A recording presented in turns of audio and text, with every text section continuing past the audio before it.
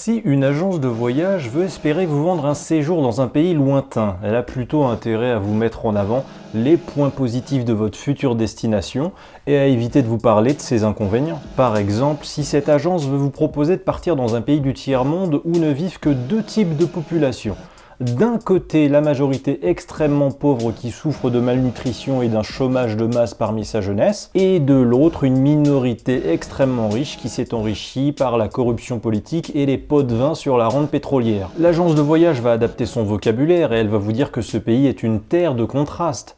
Ça passe mieux, c'est moins choquant dit comme ça. L'agence de voyage en question ne va pas non plus vous dire que vous allez dormir là-bas dans des conditions abominables, rudimentaires, sans eau chaude ni électricité. Elle va donc vous parler de vacances aventures, de dépaysement garanti ou d'aller à la découverte des modes de vie locaux. Tout est dans la façon de présenter les choses. Avec l'islam, c'est un peu pareil si vous voulez. Quand un occidental s'intéresse à cette destination religieuse exotique pour lui qu'est l'islam au point d'envisager la possibilité de s'y convertir, et qui va se renseigner auprès de musulmans autour de lui, en général, les musulmans soucieux de donner une belle image de leur religion ne vont pas lui expliquer d'entrée de jeu que les plus belles récompenses du paradis d'Allah sont réservées aux djihadistes ou qu'Allah a autorisé l'esclavage. Si vous êtes un Français ou une Française qui s'intéresse à l'islam et s'interroge sur cette religion, cette vidéo est faite pour vous. Je vais vous proposer une liste de 5 choses que vous devez savoir sur l'islam avant de vous y convertir. Ces 5 constats personnels que je vais vous citer et qui sont en réalité 5 bonnes raisons d'éviter de se convertir à l'islam, ce sont les principales contraintes psychologiques, comportementales et sociales qu'implique la mise en application des préceptes de cette religion islamique voulue par Allah et son prophète Mohammed. Pour résumer, je vais vous expliquer dans cette vidéo ce que la plupart des occidentaux convertis à l'islam qui sont finalement revenus en arrière de leur conversion au bout de quelques mois ou années auraient bien aimé que l'on leur raconte avant qu'ils ne prennent la décision de s'engager dans l'islam.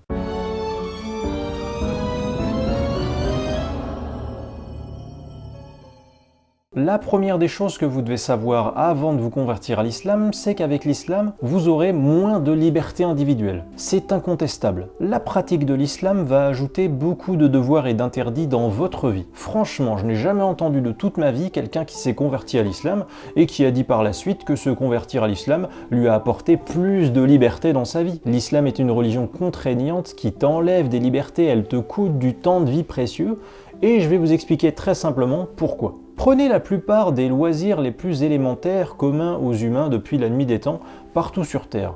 On parle vraiment des activités les plus basiques pour supporter l'existence. Je vais vous en proposer 5. Disposer de sa liberté de conscience, disposer de son propre corps, donc ne pas être un esclave qui appartient à quelqu'un par exemple, bien se nourrir, cela inclut manger et boire, bien dormir et enfin être un minimum épanoui sexuellement.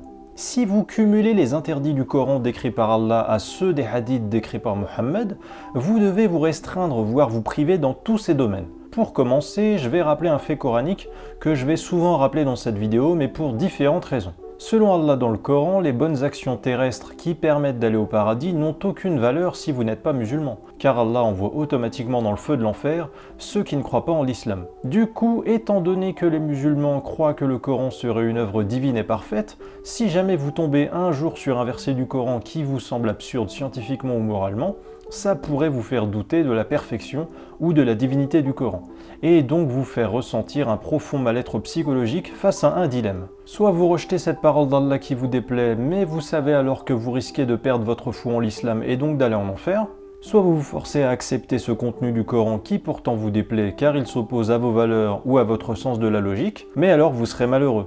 S'interdire de douter du Coran de peur de sortir de l'islam et donc de finir en enfer, ça empêche de penser librement et d'être serein avec sa conscience. Ce chantage à l'enfer qui dissuade d'oser croire en des faits blasphématoires ou de douter de textes sacrés, c'est une première contrainte psychologique lourde dans la foi islamique.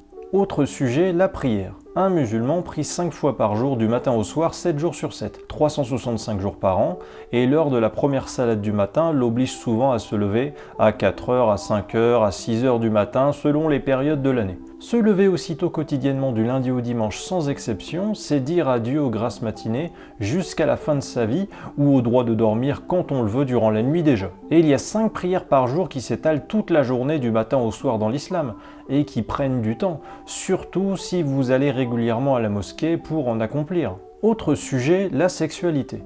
Pour les musulmans obligés de se marier afin d'avoir une vie sexuelle, les relations sexuelles avant le mariage sont donc interdites. Mais imaginez si vous vous rendez compte à partir du soir de la nuit de noces que vous ne vous sentez pas compatible sexuellement avec votre partenaire, ou que son corps nu que vous n'avez pas pu voir avant le mariage, puritanisme islamique oblige, imaginez que son corps ne vous plaît finalement pas, ce que vous ne pouviez hélas pas vérifier avant de vous engager dans le mariage.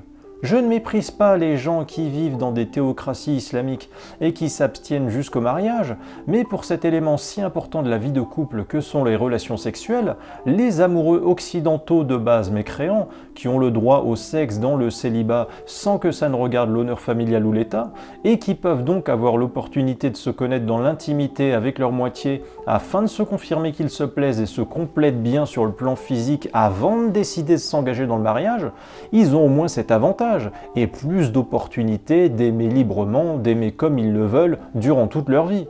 Niveau nourriture, les musulmans ne consomment pas d'alcool, ce qui est connu, et ils ne consomment pas non plus de viande non halal, ce qui fait par exemple qu'au-delà de leur privation individuelle en porc et en viande non égorgée selon le rite halal, beaucoup de musulmans pratiquants ont peur d'accepter une simple invitation à manger d'un voisin non musulman ou de manger dans une cantine d'entreprise non islamique avec leurs collègues, de peur que des ustensiles du cuisinier ayant touché du porc ne touchent leur assiette, ou que le four du voisin ayant déjà fait cuire du porc auparavant ne cuise le contenu pourtant sans porc de leur assiette, ou que la salade pourtant sans porc contienne une vinaigrette avec juste 1% d'alcool. Vous voyez, ces deux simples interdictions de ne pas consommer d'alcool et de viande non halal cachent en réalité un puissant fond de restrictions collatérales. Autre sujet encore, les vêtements. Et là, mesdames, je m'adresse à vous tout particulièrement, avec le port du voile sur la tête pour les musulmanes quand elles sortent de leur maison, même avec la canicule en plein été ou au bord de la mer, ce qui est contraignant. Et vous avez aussi la tyrannie de la réputation qui vous empêcherait ne serait-ce que de porter une mini-jupe dans une société islamique. Pour l'instant, vous le voyez, je ne fais que compiler des restrictions et interdits dans toutes ces activités quotidiennes. Et si vous ajoutez à cela les interdits des hadiths sahih, vous pouvez trouver toutes sortes de contraintes arbitraires et étranges validées par le prophète Mohammed, comme la criminalisation du fait de dessiner des êtres vivants, tels que les animaux par exemple. Allah a dit dans le Coran que vous les musulmans, vous n'avez pas le choix dans votre façon d'agir. Vous devez obligatoirement obéir aux ordres du prophète Mohammed, même si ces ordres vous déplaisent. C'est le contraire même de la souveraineté sur son propre corps et du « mon corps m'appartient ». Bref, en résumé, la pratique de la religion islamique est très intrusive dans la vie privée, car elle vous ajoutera des devoirs et des interdits sur toutes vos libertés individuelles élémentaires. Comment vous disposez de votre corps, comment vous mangez et buvez, faites l'amour, dormez ou pensez. Tandis que quand vous vous libérez de tous ces tabous islamiques, vous pouvez facilement constater que vous avez beaucoup plus de choix de vie, de liberté et surtout beaucoup plus de temps libre au quotidien. La deuxième des choses que vous devez savoir avant de vous convertir à l'islam, c'est que 80% de l'humanité actuelle mérite d'être éternellement torturée en enfer selon Allah dans le Coran. Je vous l'ai dit, dans le Coran, Allah nous informe à de nombreuses reprises que ceux qui ne croient pas en l'islam et en son prophète Mohammed iront en enfer pour l'éternité. Et on n'y pense pas toujours, mais un musulman conscient de cela n'est pas seulement un individu qui fait en sorte de sauver sa propre peau de l'enfer. Au-delà de son propre cas individuel, croire que le Coran est un livre divin et juste, où Dieu dit que les non-musulmans méritent l'enfer, est-ce que vous vous rendez compte que ça revient dans la tête de ce croyant à trouver normal par déduction que les 80% de l'humanité actuelle qui n'est pas musulmane méritent d'être torturés pour l'éternité dans le feu de l'enfer? Il faut subir un endoctrinement qui génère une grande insensibilité morale pour se dire qu'Allah a raison d'envoyer au moins 80% de l'humanité en enfer afin d'y être torturé éternellement juste parce qu'ils ne pensent pas comme vous. C'est violent quand même de cautionner cela. Je voudrais préciser qu'Allah ajoute d'ailleurs dans le Coran qu'il faut combattre les gens qui ne croient pas en lui et en les dogmes islamiques, et que l'attitude exemplaire pour les croyants, c'est d'éprouver de la haine et de l'inimitié à jamais envers des mécréants, jusqu'à ce qu'ils croient en Allah seul, mais aussi que les mécréants sont l'ennemi d'Allah et des musulmans. En résumé, même si ces textes ne sont pas mis en application dans la pratique, dans l'esprit, dès l'instant où vous les jugez divins, vous êtes forcé plus ou moins consciemment d'accepter leur contenu, et donc de trouver normal la haine et la violence qu'ils enseignent envers des gens innocents qui n'ont que pour seul tort de croire en de mauvais dieux ou de ne pas croire en Dieu. La troisième des choses que vous devez savoir avant de vous convertir à l'islam, c'est qu'avec l'islam, on est moins ouvert sur les autres. Et je vais vous expliquer pourquoi je fais ce constat en me servant des 3 types de liens sociaux les plus fondamentaux dans la vie des gens en général. L'amour, l'amitié et bien sûr la famille. Pour commencer avec l'exemple de l'amour, je voudrais à nouveau m'adresser à vous mesdames, au cas où vous hésiteriez à devenir musulmane. Dans le Coran, Allah interdit aux musulmanes de se marier avec des non-musulmans, et il leur interdit aussi de faire l'amour en dehors du mariage. Ça veut donc dire que si par hasard vous tombez amoureuse d'un non-musulman que vous auriez rencontré durant vos études ou sur votre lieu de travail, un non-musulman qui lui aussi est amoureux de vous, vous devrez renoncer volontairement à vos sentiments amoureux pour lui et vous interdire de l'aimer juste à cause du fait qu'il ne croit pas en l'existence d'Allah. Donc pour avoir une vie sexuelle, vous devez uniquement épouser un musulman. Or, en épousant un musulman, vous serez obligé, comme le précise Allah dans le Coran, d'obéir à votre mari et de vous faire frapper par lui si jamais vous lui désobéissez. Donc, soit vous vous privez d'amour et de sexe comme une nonne, mais vous serez libre toute votre vie, soit vous aurez accès à la sexualité, mais vous devrez obéissance à votre mari toute votre vie. L'amitié maintenant, parlons-en. Selon Allah, les mécréants sont des ennemis à haïr et à combattre. Du coup, suivre ce genre de texte divinisé, ça limite votre ouverture sur les autres, sur la différence, sur ceux qui ne pensent pas comme vous. Suivre ces textes ne peut pas vous faire avoir du respect pour les non-musulmans. Or, comment voulez-vous vous passer du sentiment du respect dans une relation amicale? Un mécréant, ce serait au mieux une connaissance du voisinage, un lointain camarade du lycée ou un collègue de boulot avec qui vous parlez devant un café, mais ce ne sera jamais un véritable ami respecté du coup.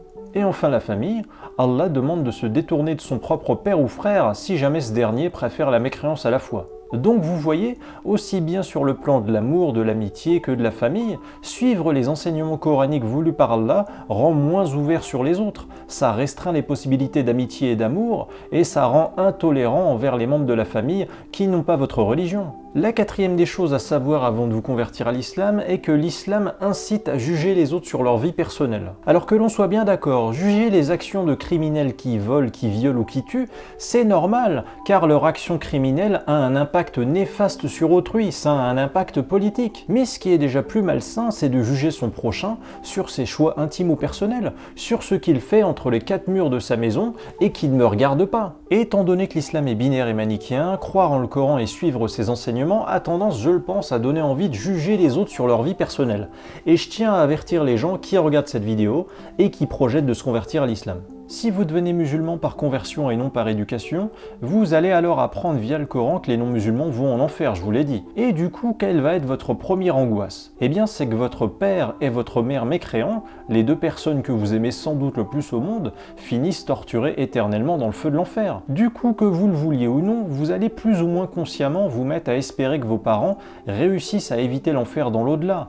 Donc vous allez vous mettre à juger le mode de vie non islamique de vos parents qui mène à l'enfer. Bien que ce soit plutôt à vous de leur rendre des comptes. Ils vous ont éduqué, nourri, logé et pas l'inverse, vous n'avez pas à les juger. Et vous allez en parallèle devoir accepter l'idée qu'ils finiront en enfer s'ils s'obstinent pourtant à refuser de croire en l'existence d'Allah malgré vos discussions avec eux. D'une manière générale d'ailleurs, quand des musulmans prêchent la bonne parole à des non-musulmans afin de les inviter à l'islam, leur expliquer que ça leur permettra d'éviter l'enfer, ça revient à juger les comportements de non-musulmans qui mènent à l'enfer.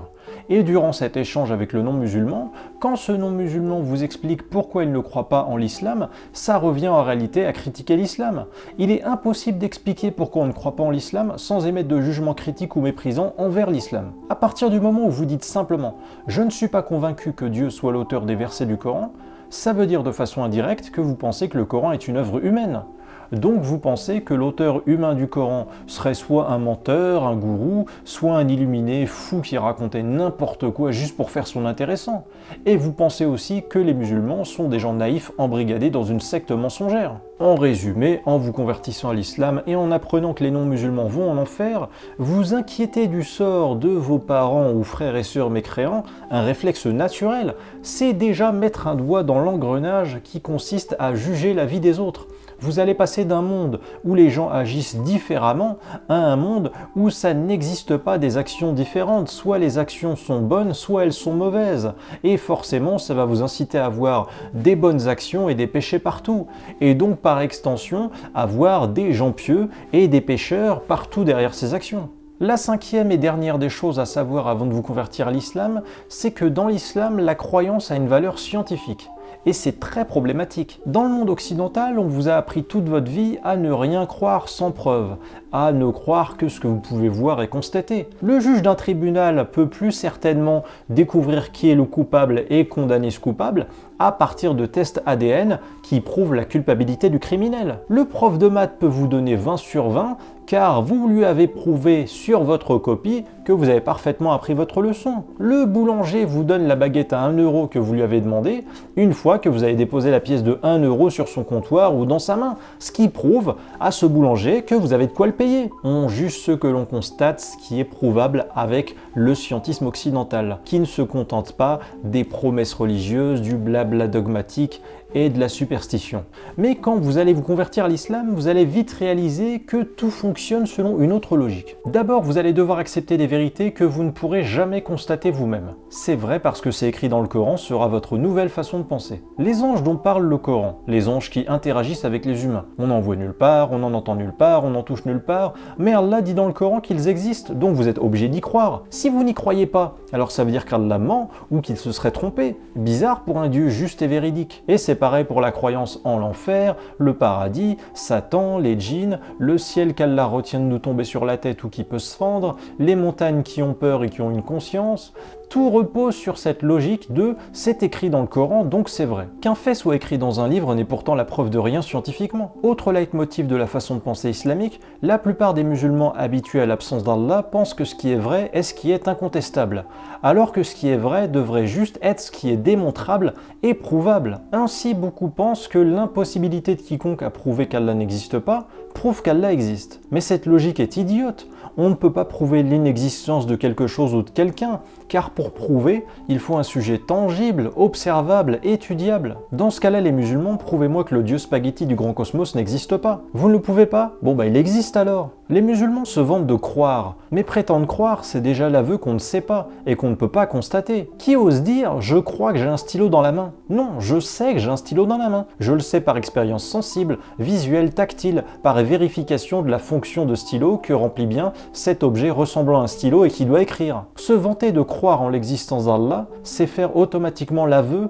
qu'on n'a aucune preuve de son existence. Croire, c'est une certitude basée sur aucune preuve. Soit on sait qu'Allah existe, soit on ne le sait pas et on a l'humilité d'ignorer, point. Cette vidéo touche à présent à sa fin. Je demande aux gens qui s'intéressent à l'islam de s'interroger sur leur réelle motivation et surtout de faire les choses dans l'ordre. Si vous vous convertissez à l'islam d'abord et qu'ensuite seulement vous vous instruisez sur ses règles, ses lois et son fonctionnement, c'est donc que vous vous êtes converti à l'islam pour de mauvaises raisons, pour prouver quelque chose à quelqu'un ou pour combler un vide dans votre vie. Par expérience et par observation, je peux vous dire que la raison de la conversion à l'islam dans nos sociétés, dans l'âge de conscience, est en général liée aux trois mêmes trames biographiques. Soit vous vivez dans un quartier où vous fréquentez des collègues ou des camarades dominants majoritairement musulmans auxquels vous voulez vous identifier, soit vous êtes en couple avec un musulman ou une musulmane et vous comprenez à son contact que la conversion à l'islam vous permettra de vous marier un jour avec ou d'être accepté un jour par sa famille, soit vous êtes influençable ou fragile à cause d'un événement de vie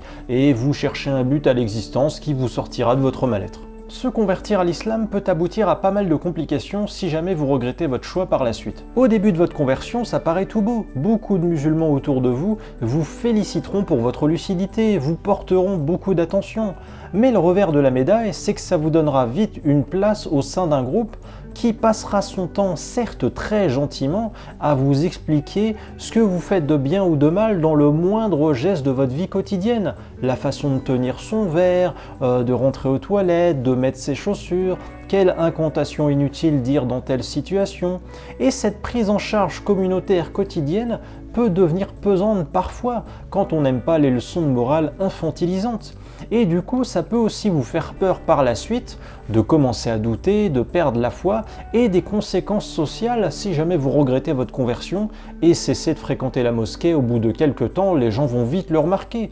Vous aurez peur d'être pris pour un traître si jamais vous perdez foi en l'islam et êtes obligé de l'expliquer à vos ex-co-religionnaires. Je voudrais aussi vous rappeler autre chose, c'est que c'est très connu dans les cercles islamiques prosélytes en général. Quand quelqu'un s'intéresse à l'islam, il ne faut pas lui expliquer d'emblée les éléments les plus contraignants ou les plus effrayants dès le début. Il faut d'abord lui parler des meilleurs aspects en l'apparence. Et une fois que le converti aura bien incorporé la peur de l'enfer, Là, il sera trop tard. On pourra lui expliquer toutes les contraintes sans avoir à argumenter sur le plan moral ou scientifique. Il suffira juste de lui faire comprendre, t'acceptes ces règles, sinon tu vas en enfer. Et alors il rentrera dans le rang tout seul. Tous les témoignages de parents qui m'écrivent pour me dire que leur enfant adolescent ou adulte s'est converti à l'islam se ressemblent. Il ou elle a tourné le dos à ses amis d'enfance non musulmans du jour au lendemain. Il refuse de manger avec nous. Il a délaissé ses passions artistiques, le chant, la musique ou le dessin. Il se met à juger plus les autres. Il rit moins qu'avant. Il se coupe du monde extérieur et ne se concentre que sur l'étude de l'islam. Il reproche à sa sœur ou à sa mère sa façon de s'habiller, ce qu'il n'avait jamais fait jusqu'alors. Ce n'est pas un hasard, c'est un schéma classique car les mêmes causes produisent les mêmes conséquences. Et si vous êtes devenu ce genre d'individu depuis que vous vous êtes converti à l'islam, posez-vous des questions.